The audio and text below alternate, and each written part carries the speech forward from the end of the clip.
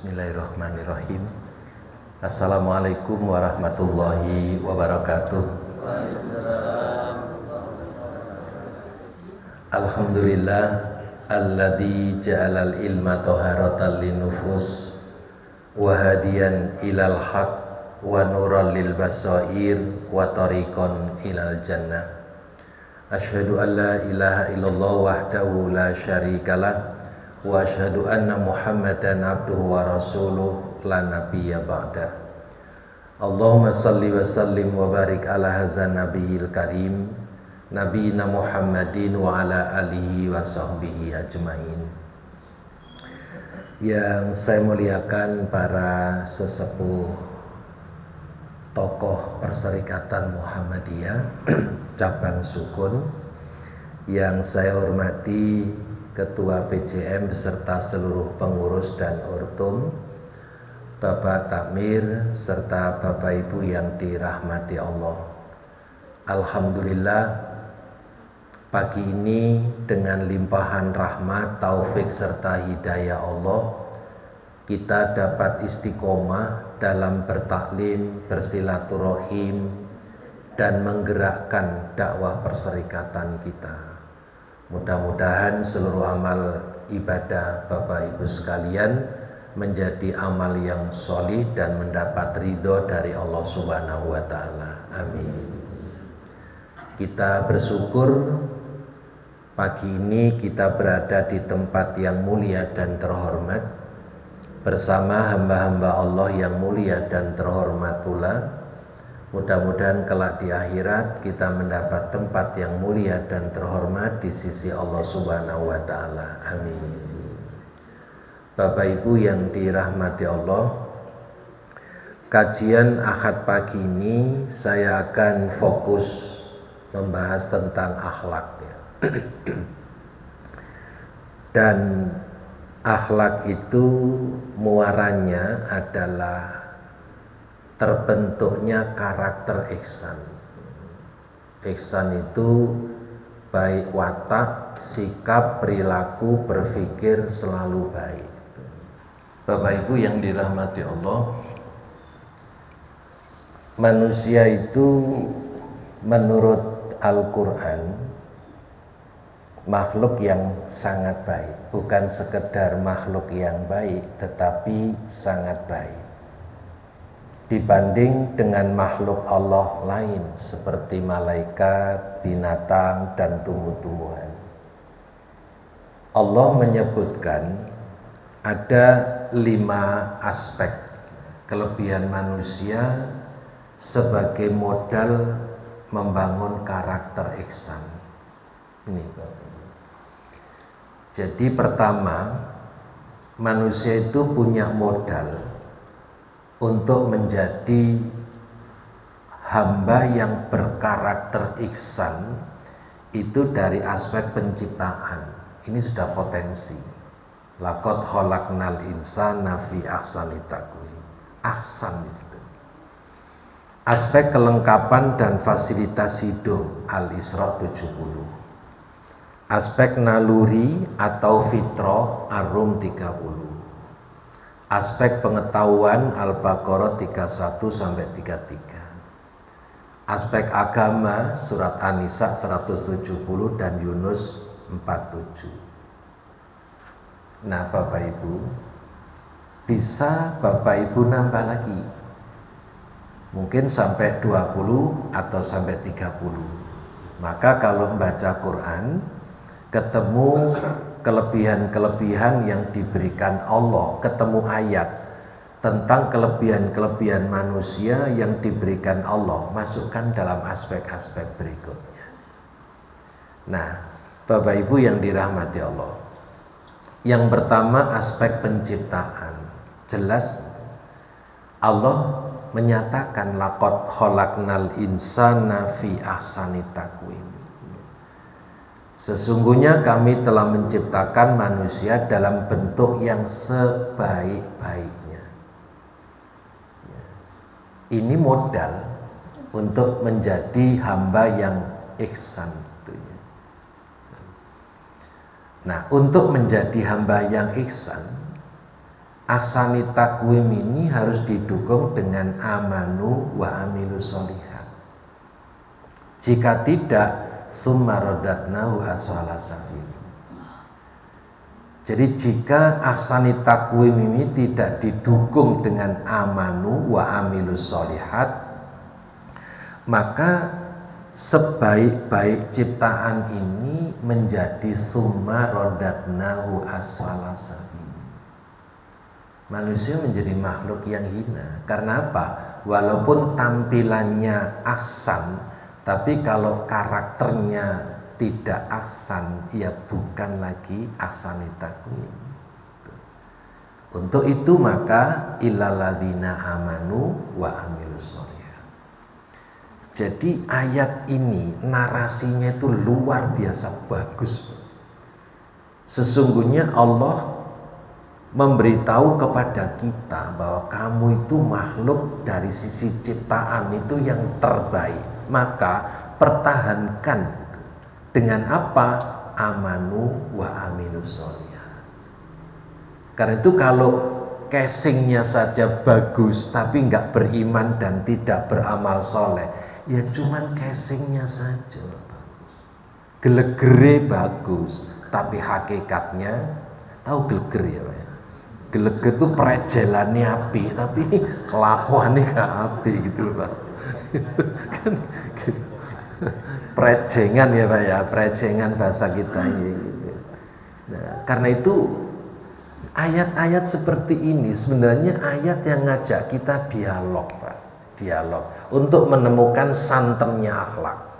Dari sini kita nemukan bahwa modal utama manusia itu adalah ahsani takwim yang dibalut dengan amanu wa amilus sholihat. Yang kedua, aspek kelengkapan dan fasilitas hidup sudah dinyatakan oleh Allah. Walaqad karramna bani adama wa hamalnahum fil barri wal bahr wa razaqnahum minat thayyibati wa faddalnahum ala katsirin mimman khalaqna tafdila. Dan sesungguhnya telah kami muliakan anak-anak Adam. Kami angkut mereka di daratan dan di lautan. Kami beri mereka rezeki dari yang baik-baik, dan kami lebihkan mereka dengan kelebihan yang sempurna atas kebanyakan makhluk yang telah kami ciptakan. Bapak Ibu, Allah menyatakan bahwa anak cucu Adam itu makhluk yang dimuliakan Allah. Kami muliakan anak-anak Adam itu. Maka status kemuliaan dari Allah ini harus dijaga. Dijaga untuk apa? Betul-betul menjadi Abdullah, bukan Abdus Syaiton. Betul-betul menjadi hambanya Allah yang ditandai dengan mengabdi taat kepada Allah, bukan taat kepada setan, bukan taat kepada nafsu, bukan taat kepada pemimpin yang sesat. Tapi Abdullah itu harus dipertahankan. Karena apa? Karomna bani Adam. Allah telah memuliakan anak cucu Adam. Fasilitas hidup darat laut disiapkan oleh Allah. Walaupun teknologi canggih mampu membangun pesawat yang super cepat, melebihi cepatnya suara, kalau Allah nggak mengendaki nggak bisa.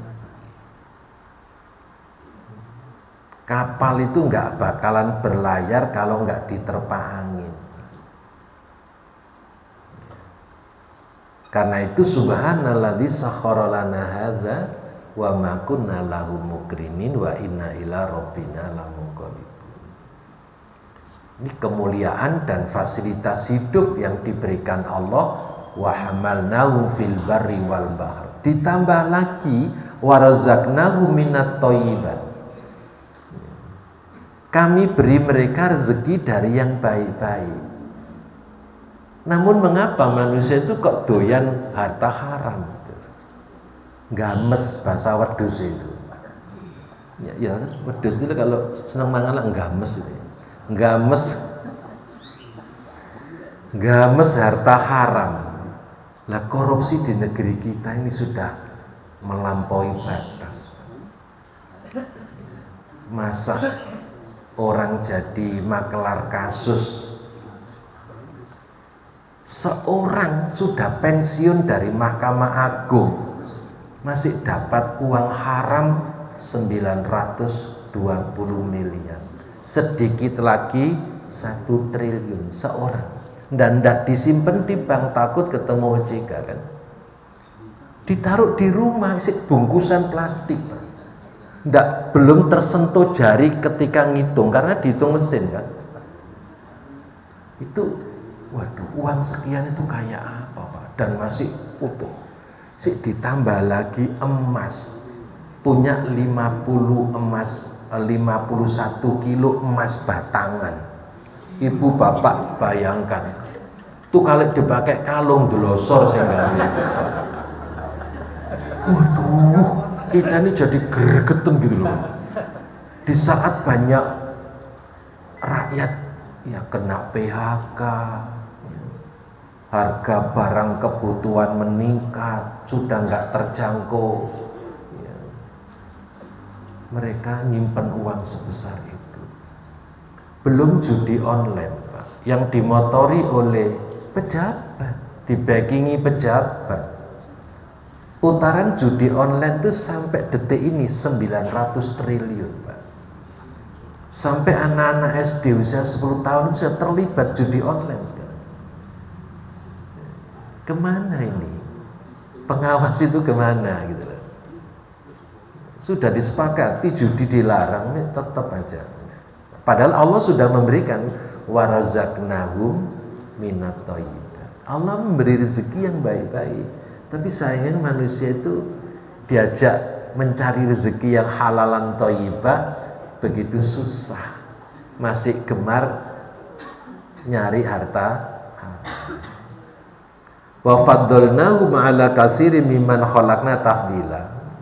Masih ditambah lagi, Allah memberikan kelebihan dengan kelebihan yang sempurna, tidak saja lebih tapi ditambah sempurna. Ini modal hidup untuk membangun karakter ihsan. Sudah disediakan oleh Allah. Sekarang yang ketiga, aspek naluri atau fitrah. Ini juga modal untuk membangun karakter ihsan. Allah menciptakan agama fitrah, yaitu dinul Islam. Itu mesti nyambung, Mbak, connect dengan fitrah yang dimiliki oleh setiap manusia. Karena apa? Dalam surat Al-A'raf 172, saat Allah meniupkan roh ke dalam janin, Allah itu bertanya, alastu birabbikum? Jawabannya apa? Qalu bala syahidna. Bukankah aku ini Tuhanmu? Ruh yang sudah menyatu dengan janin itu menjawab, qalu bala syahidna. Benar engkau adalah Tuhan kami dan kami menjadi saksi. Artinya bayi umur 120 hari itu sudah bersahadat yang pertama. Karena jawabnya qalu bala syahidna. Benar engkau adalah Tuhan kami dan kami menyaksikan. Kami bersahadat. Dan dalam teori pendidikan manapun, apa miliknya John Locke, tabula rasa atau konvergensi macam-macam, mengakui bahwa anak lahir itu membawa fitrah. Fitrah apa? Bertauhid. Fitrah bertauhid. Jadi nggak peduli apakah dia berada di rahim ibunya muslimah, ibunya paganis, penyembah berhala, patung, apa ibunya itu ateis 24 karat misalnya. Itu sudah bersahadat yang pertama. Maka Rasulullah menyatakan kullu mauludin yuladu alal fitrah. Semua bayi lahir dalam keadaan fitrah. Yang menyesatkan fitrah anak itu kedua orang tuanya. fa abawahu yuhawidani au yunasironi au yumajisani. Ini aspek keempat yang jadi modal untuk membangun karakter fitrah. Maka kalau sampai terjadi antara agama fitrah kok ndak nyambung dengan fitrahnya manusia, berarti ada penghalang di antara fitrah agama dan fitrah yang dimiliki oleh setiap manusia. Penghalang. Sama dengan ini, matahari itu selalu bersinar sejak diciptakan Allah sampai hari kiamat. Kalau bumi ini nggak kebagian sinar, berarti ada penghalang, awan tebal dan lain sebagainya.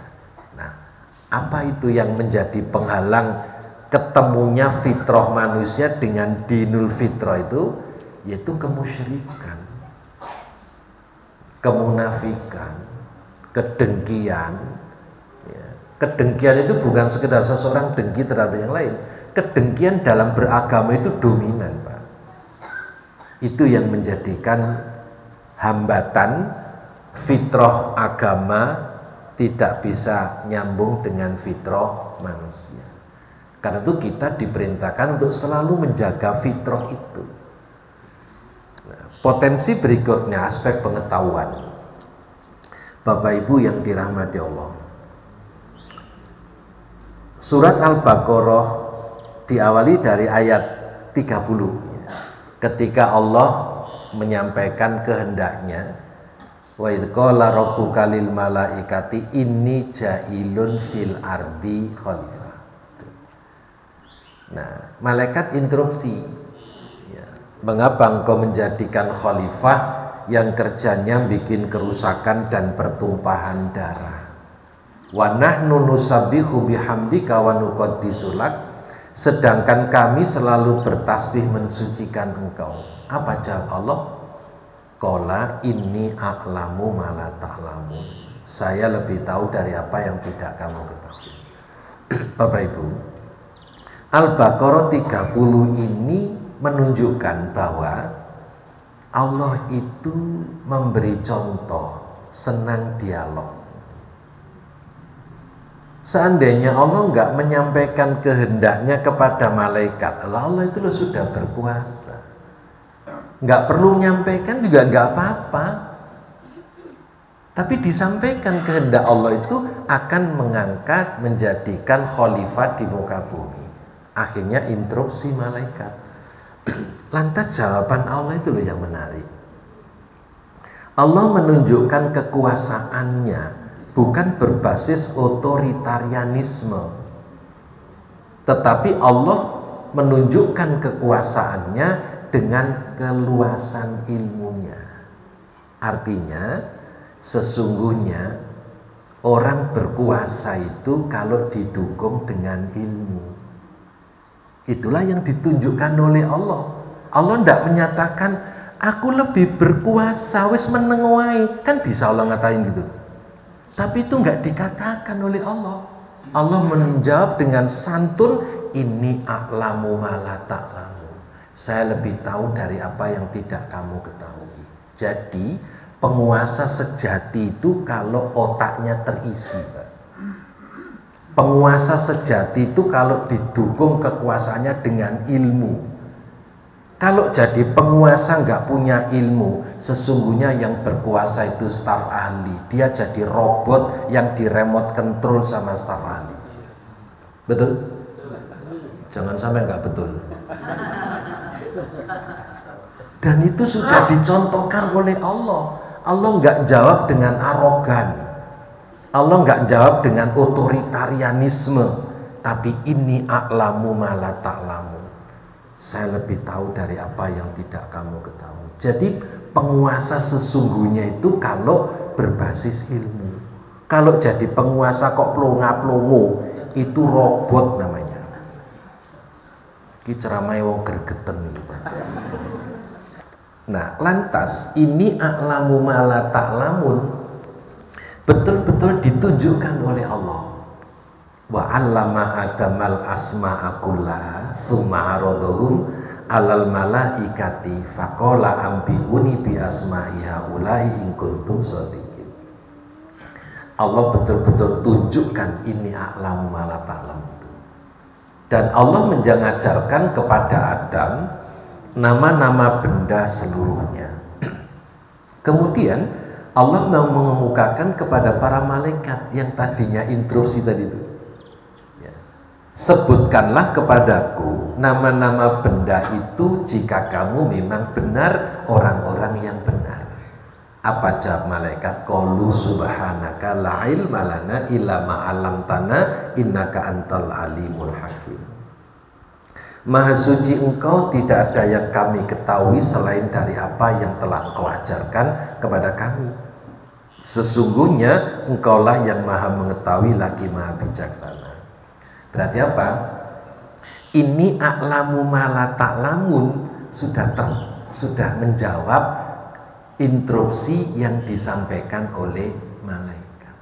Dengan Allah mengajarkan nama-nama benda kepada malaikat, lantas Allah nyuruh kepada Nabi Adam, lantas Allah menyuruh malaikatnya pun ternyata nggak bisa. Berarti apa?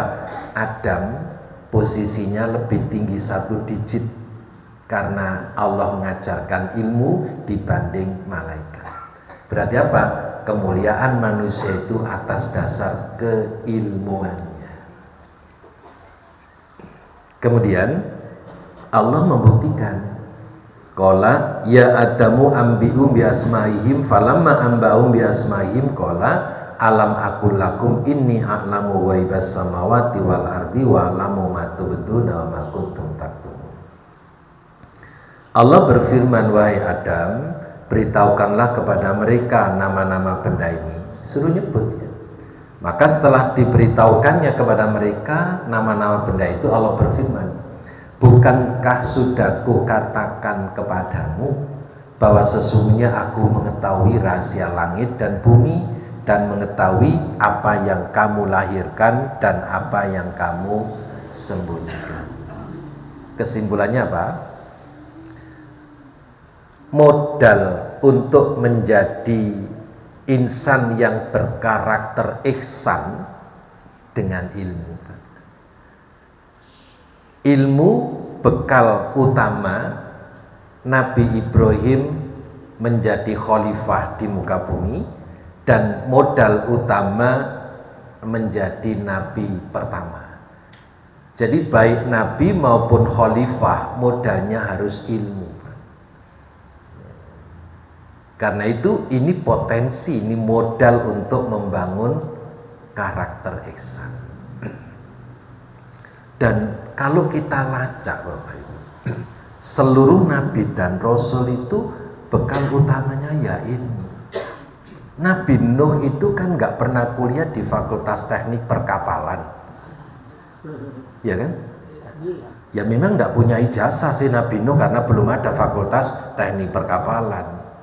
Beda yang sudah ada di perguruan tinggi tapi nggak jelas ijazahnya itu. Nah, jadi Nabi Nuh itu dibekali Allah dengan ilmu. Nabi Ibrahim ada 3 nalar kritis yang dianugerahkan Allah. Pertama, kritis empirik, melihat fenomena menyembah patung berhala sampai ayahnya sendiri terus dinasihati. Tidak mempan, Nabi Ibrahim dikasih nalar kritis analitik, menganalisis, ketemu mata, ketemu bintang dianggap Tuhan, ketemu bulan dianggap Tuhan, ketemu matahari dianggap Tuhan. Begitu dialog dengan kaumnya, saya tidak senang dengan Tuhan yang timbul tenggelam, maka apa?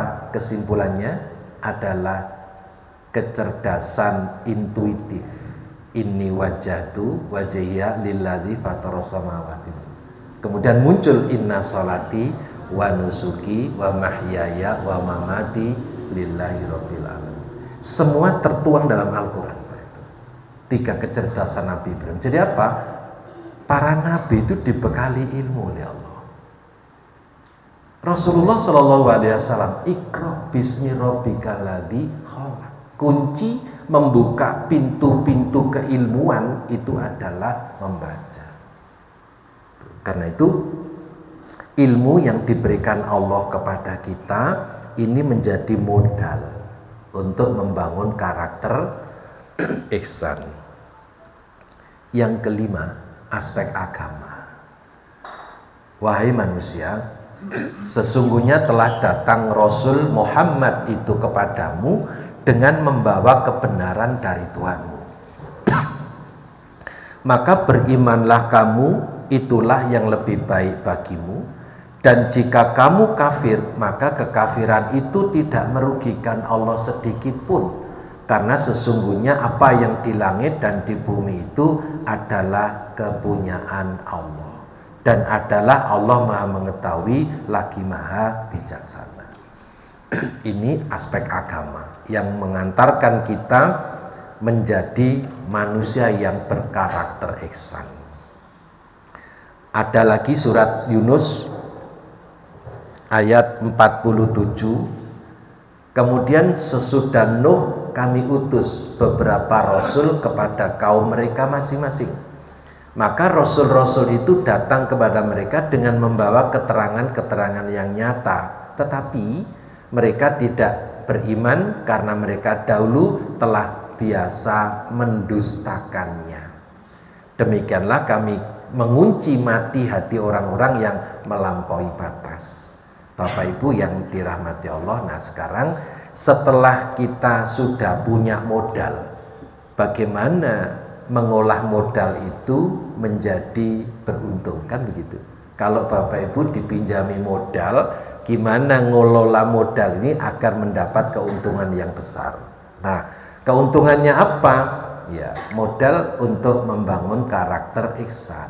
Nah, Bapak Ibu, ihsan itu ketika Rasulullah menjelaskan atas permintaan malaikat, akhbirni anil ihsan, qala anta budallaha ka'annaka tarahu fa illam takun tarahu fa innahu yaraka.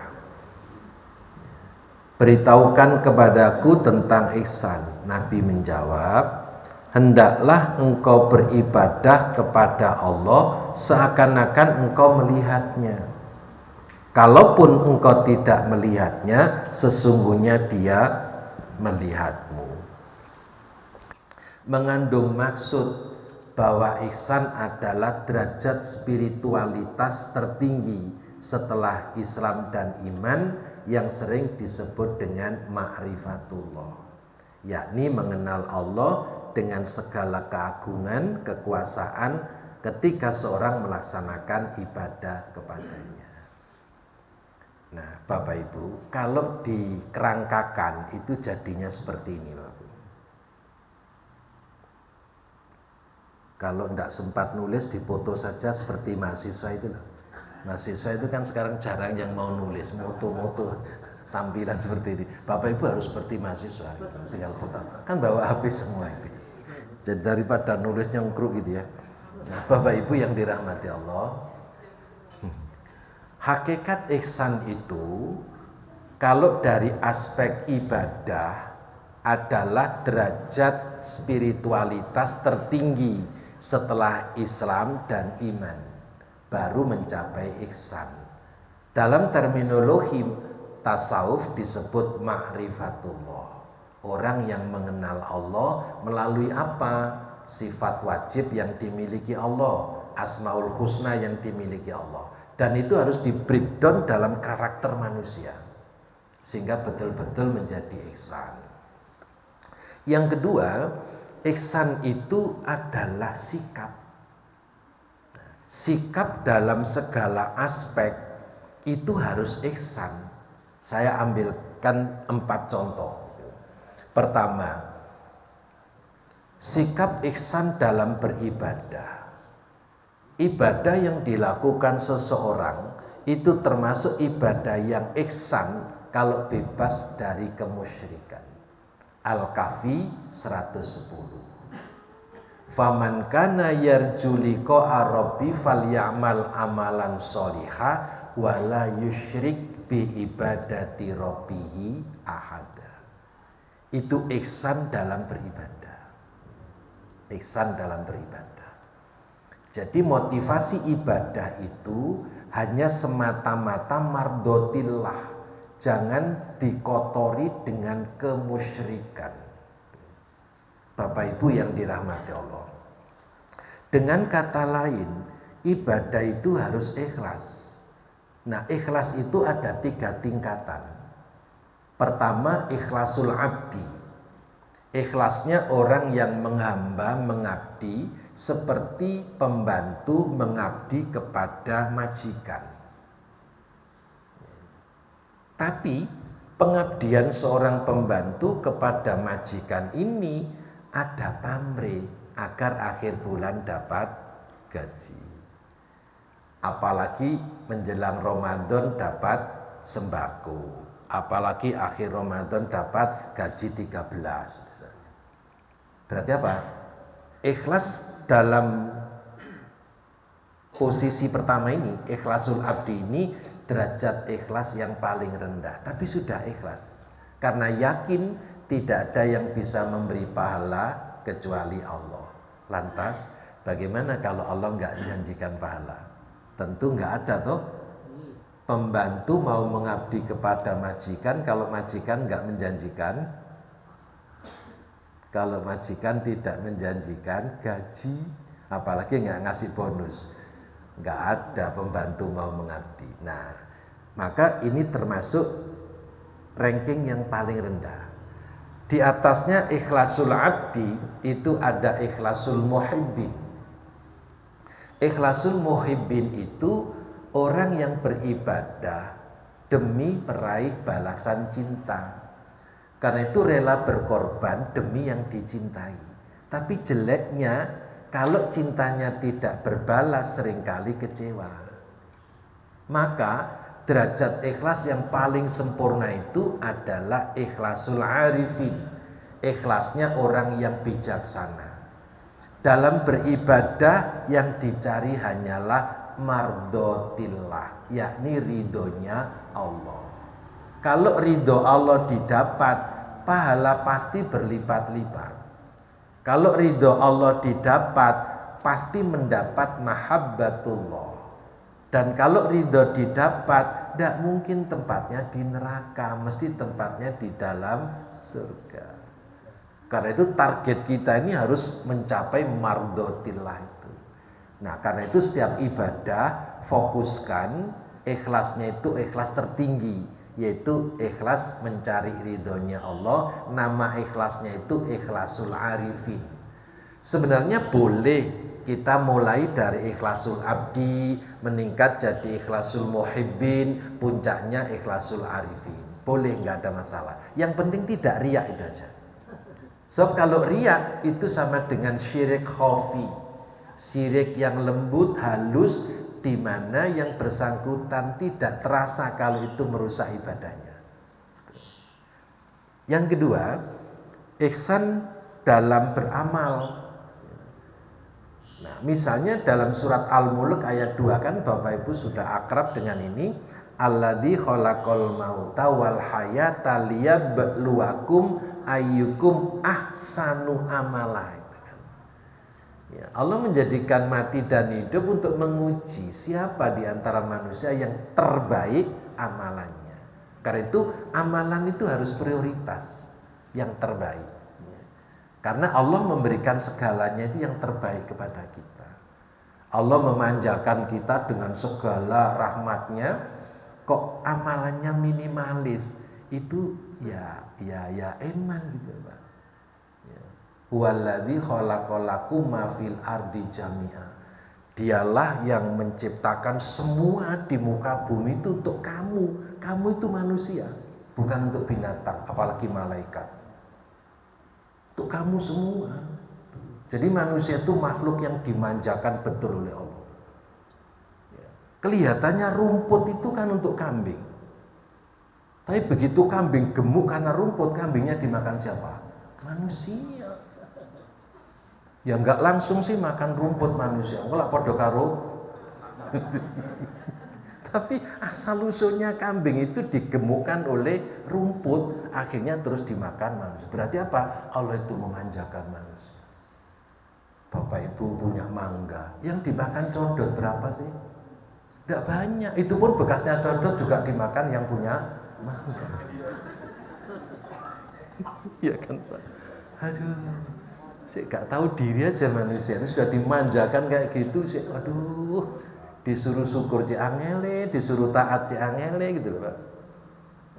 Bapak Ibu nggak bisa, pakar perikanan itu nggak bisa menghitung spesies ikan itu. Ikan di laut kayak apa itu? Belum ditambak, belum di sungai, belum di kolam. Dan ikan-ikan itu, ambil contoh ikan tenggiri atau ikan tuna, itu yang dimakan kucing apa sih Pak? Kan cuma duri sama kepala kan? Dagingnya kan dimakan yang beli tongkol itu kan. Itu pun sekarang ini kucing stres ketika ditemukan presto di mana duri sama kepala jadi empuk, akhirnya kucingnya gak keduman itu loh Pak. Kabeh dipangan sing sampai kucingnya takut, iki sing kucing sopo sih gitu. Jadi manusia itu makhluk yang betul-betul dimanjakan oleh Allah. Karena itu Allah menyuruh ahsanu amala. Siapa di antara kalian yang sudah difasilitasi itu yang terbaik amalannya. Kemudian yang ketiga, ihsan dalam bersedekah.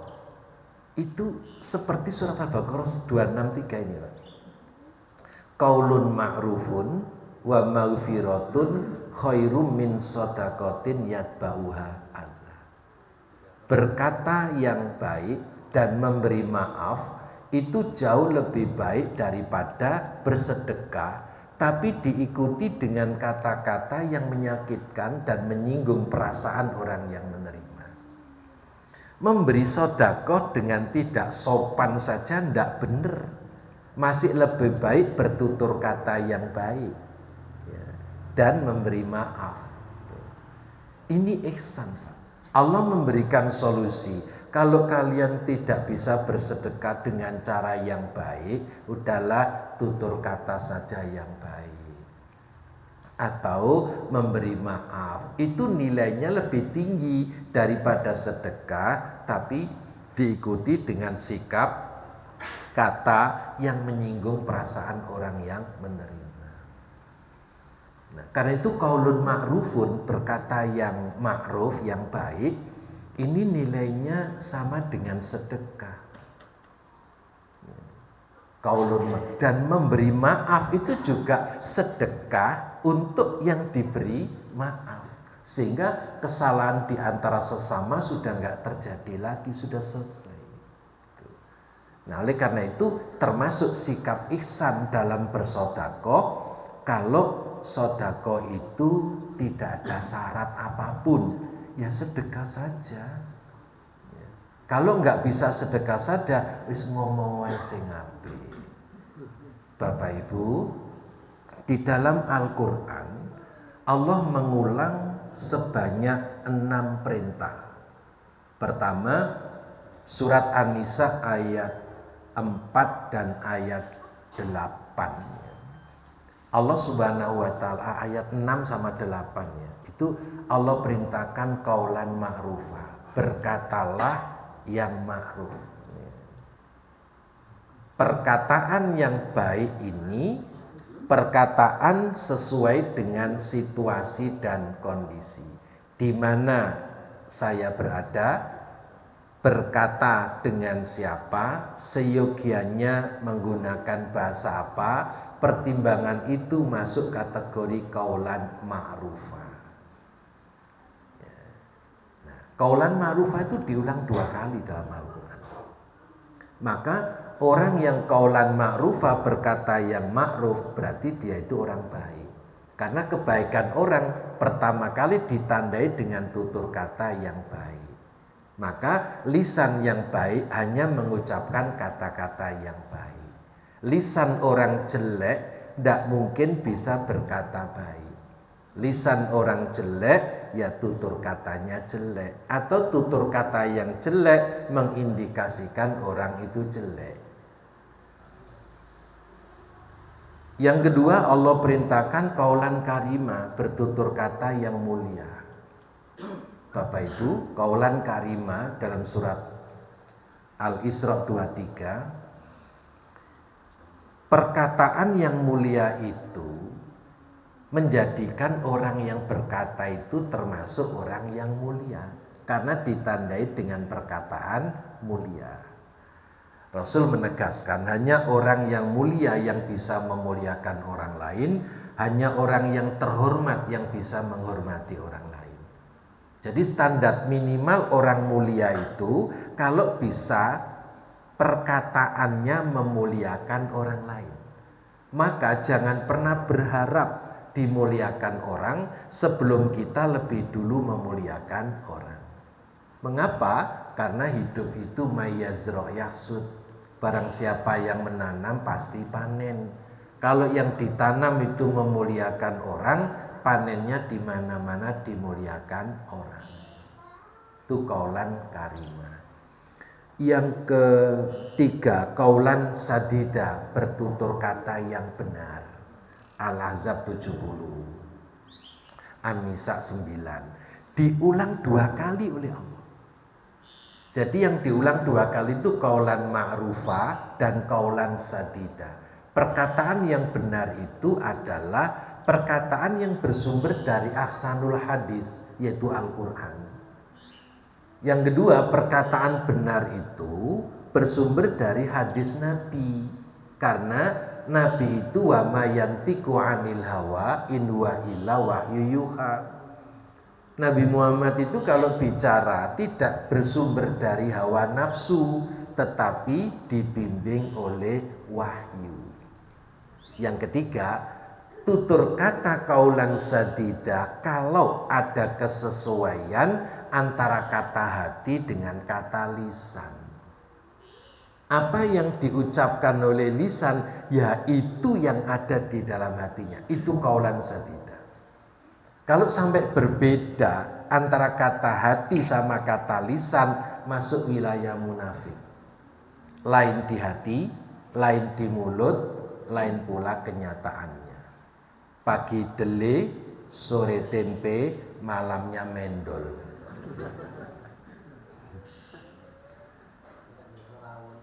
Iya, sama dengan ini Bapak Ibu. Jadi kaulan sadida itu selalu menuntut konsistensi. Apa yang diucapkan oleh lisan, ya itu yang ada di dalam hati. Nggak ada manipulasi, nggak ada kemunafikan. Nah, betapa bagusnya kalau orang itu kaulan sadida, maka dia termasuk orang yang benar.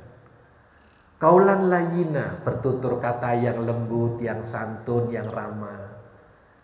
Kaulan maisuro, bertutur kata yang pantas. Kalau nggak pantas jangan diomongkan.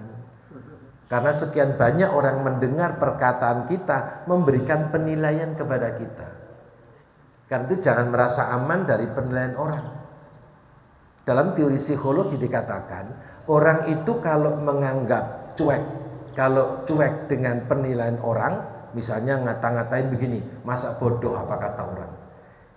Menurut teori psikologi itu sudah mengalami gangguan kepribadian level 1. Karena itu kita nggak bisa mengabaikan penilaian orang. Sekian banyak orang melihat kita, mendengarkan kita, itu memberikan penilaian. Karena itu tidak boleh mengabaikan penilaian orang. Karena itu hidup ini harus selalu memantaskan diri dan mematutkan diri agar semua orang yang menilai kita patut dan pantas.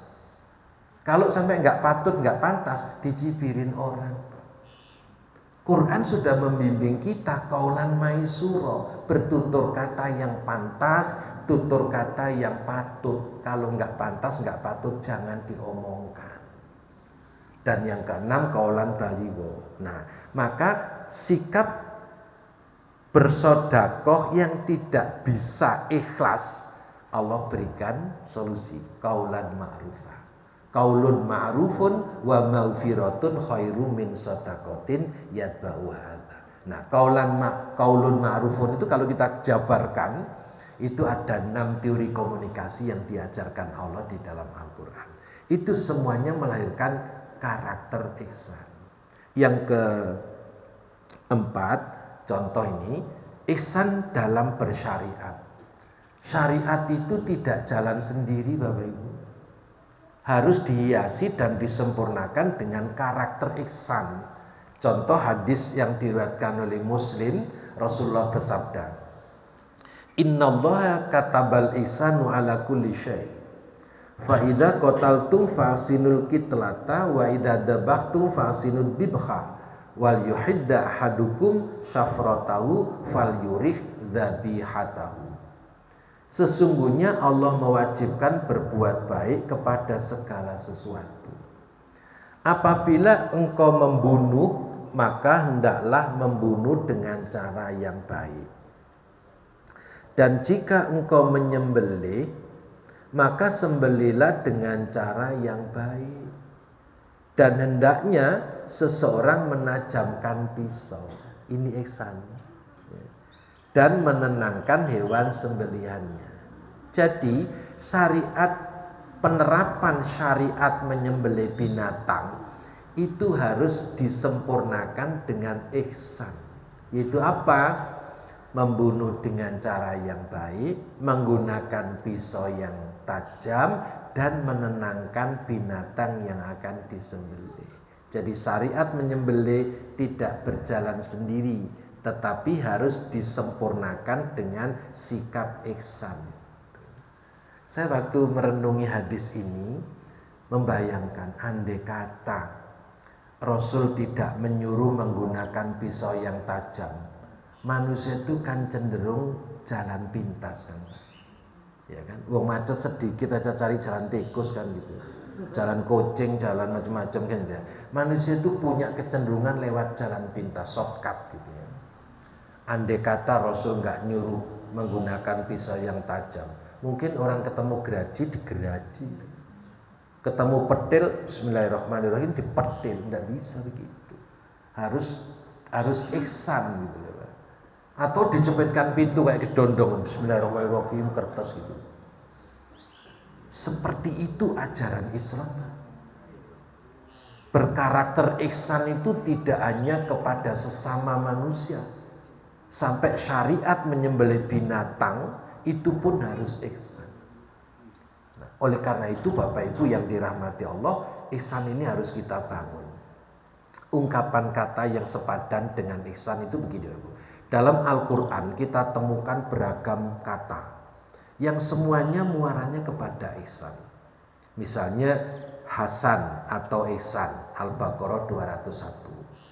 Robbana atina fid dunya hasanah wa fil akhirati hasanah wa qina adzabannar. Jelas itu. Ini pengembangan ihsan. Ma'ruf, qaulan ma'rufa.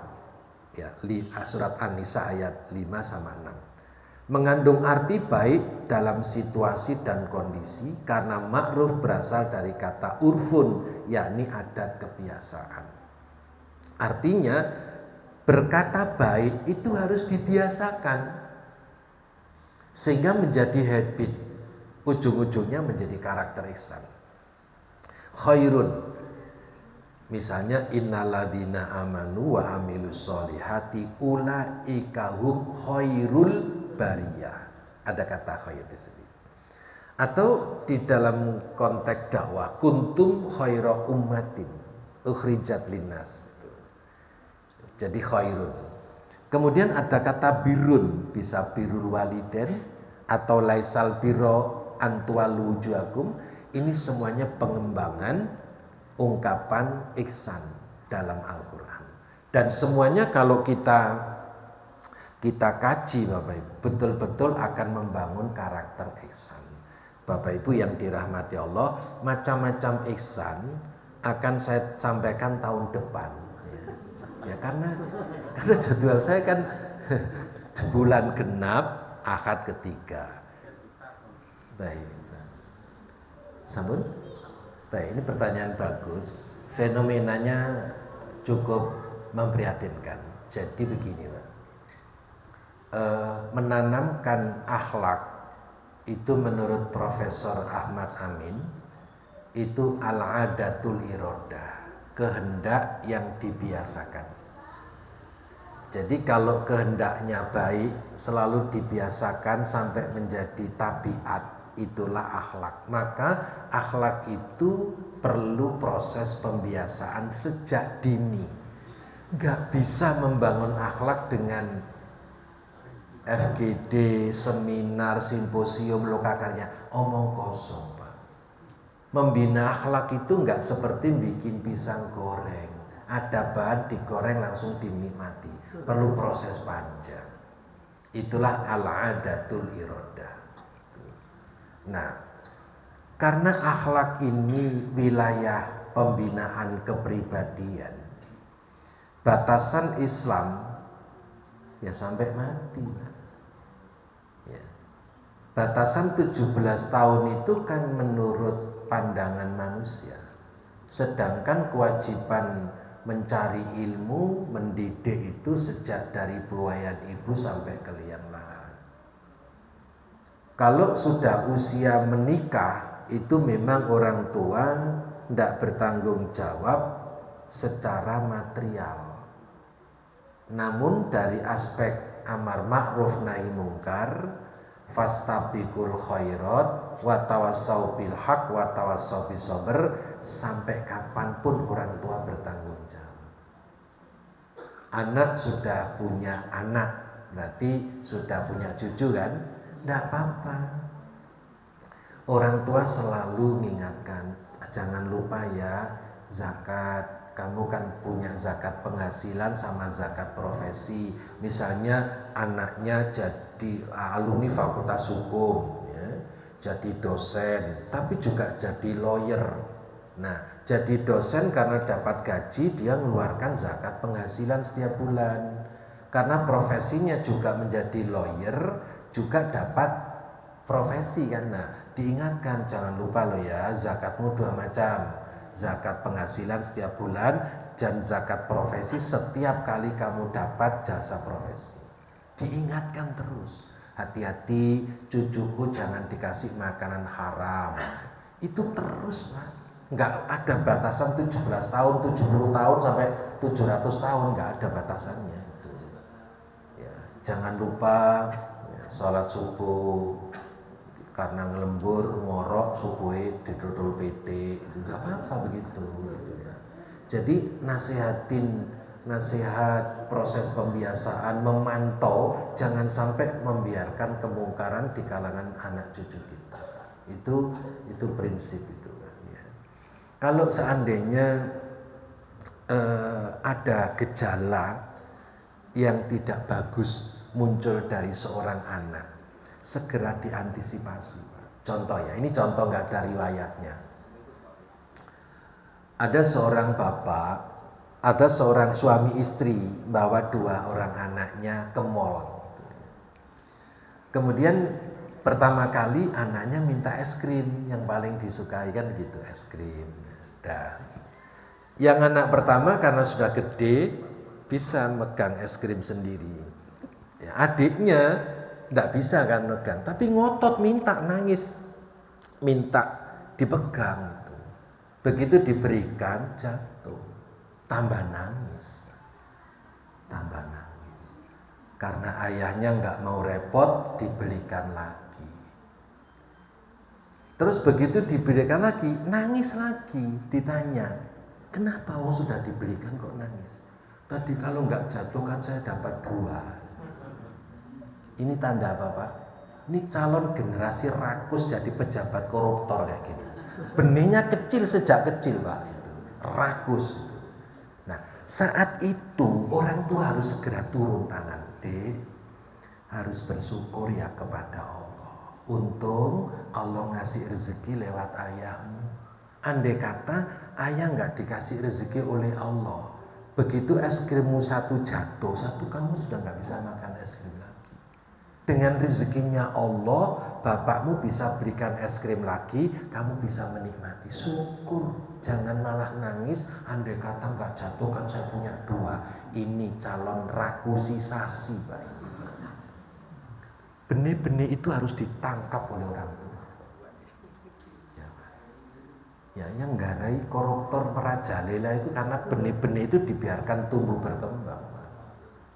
Termasuk ini, jangan membiarkan kalau makan bersama dengan anak-anak Terus ada yang nitili, tempe rada cuil titik dititili.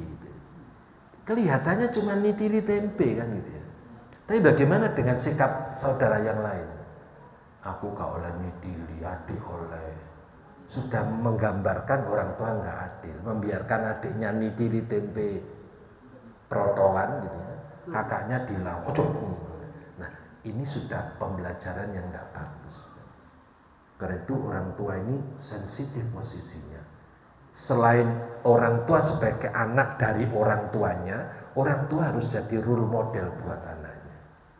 Kayak itu sampai kapanpun nggak ada batasan 17 tahun atau 18 tahun. Dampak itu Pak, di Amerika itu angka statistik anak nitipkan orang tuanya di panti jompo itu akibat kebijakan usia 17 tahun harus mandiri. Sudah enggak jadi tanggungan orang tua.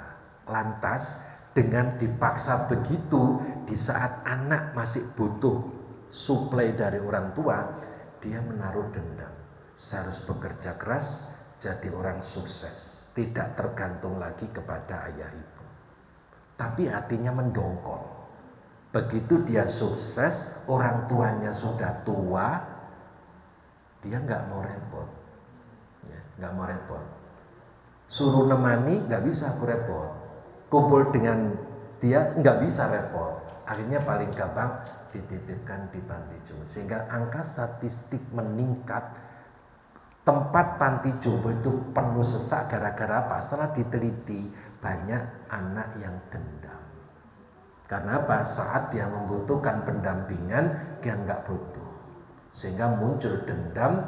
Akhirnya ketika orang tuanya sudah tua, apalagi sudah stroke macam-macam, itu nggak mau repot. Sudah, saya kan bisa bayar.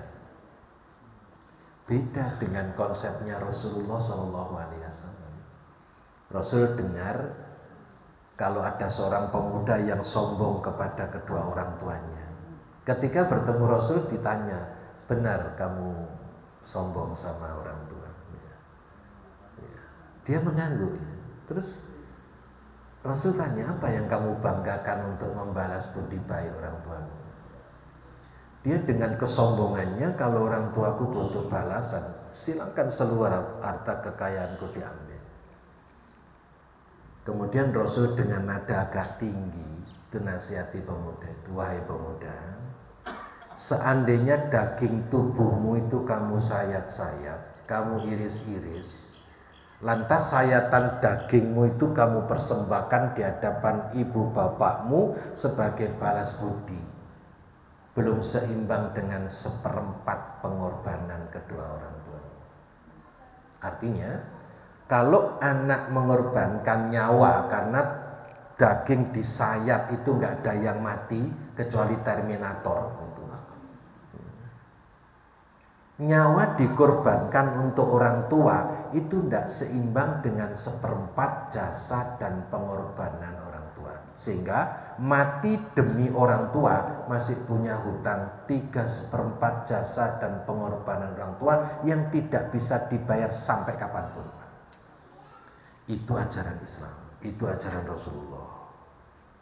Kalau disambung-sambungkan dengan Barat nggak nyambung Pak, jauh. Karena itu kewajiban orang tua tidak berhenti dengan batasan umur. Sampai kapanpun kita harus selalu watawasau bil haq, watawasau bis sabr dengan kerabat dekat kita, nasab kita, cucu kita, anak kita. Fastabiqul khairat juga demikian. Watawasau bil haq, watawasau bis sabr, amar ma'ruf nahi munkar selalu kita teruskan. Saya kira gitu. Terima kasih. Bapak Ibu, kurang lebihnya mohon maaf. Mari kita tutup dengan doa kafaratul majlis. Subhanakallahumma bihamdika asyhadu an la ilaha illa anta astaghfiruka wa atubu ilaik.